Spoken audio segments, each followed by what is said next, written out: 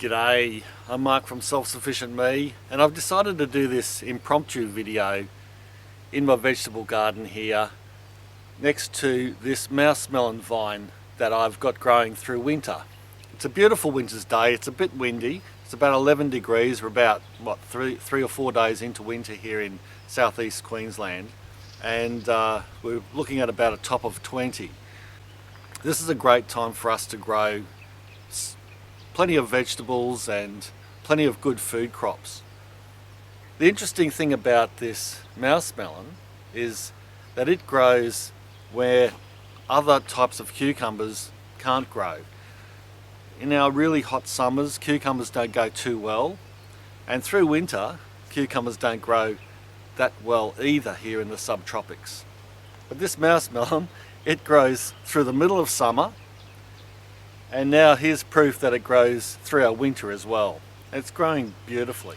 But what I want to do today is show you how we've preserved some of our mouse melons, because they really preserve excellently.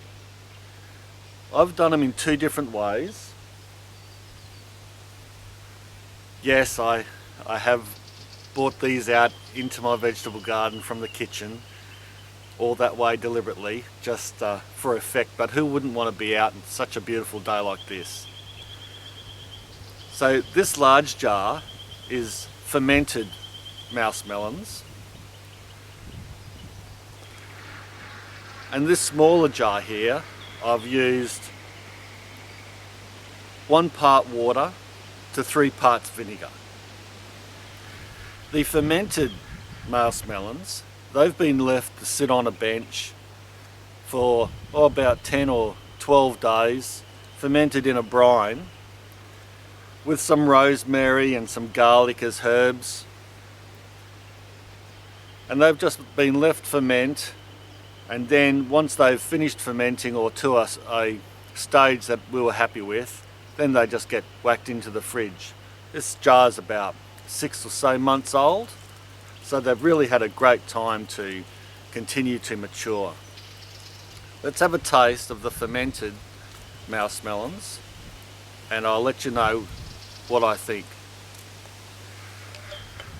This is the actual jar it was fermented in.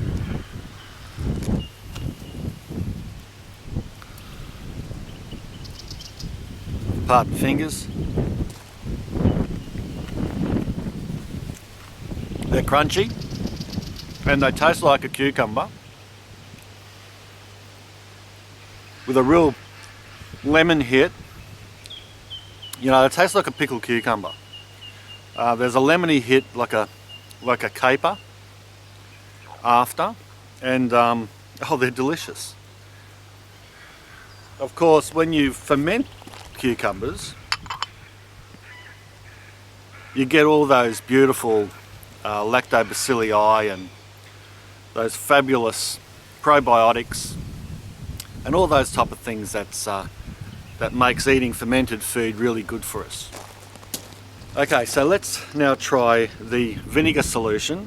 We've got 3 parts vinegar to 1 part water. This is a white wine vinegar, a good quality vinegar. We've got rosemary, we've got some sage and some garlic, and these have been left to mature over the same period as the fermented ones. So we've done it at the same time.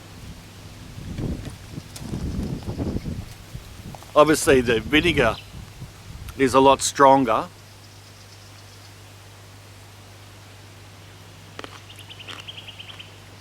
The mouse melons are probably crunchier.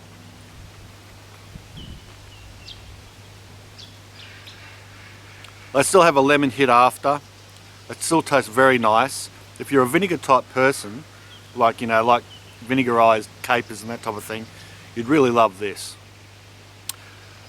Oh boy, I probably prefer the fermented ones. They're slightly milder, but this is still very, very good. The sage is an interesting aftertaste as well. Of course, you know, this would go really good with dill or even Asian type herbs. You can try any herbs you want with either of these methods, the fermentation type or the vinegar type.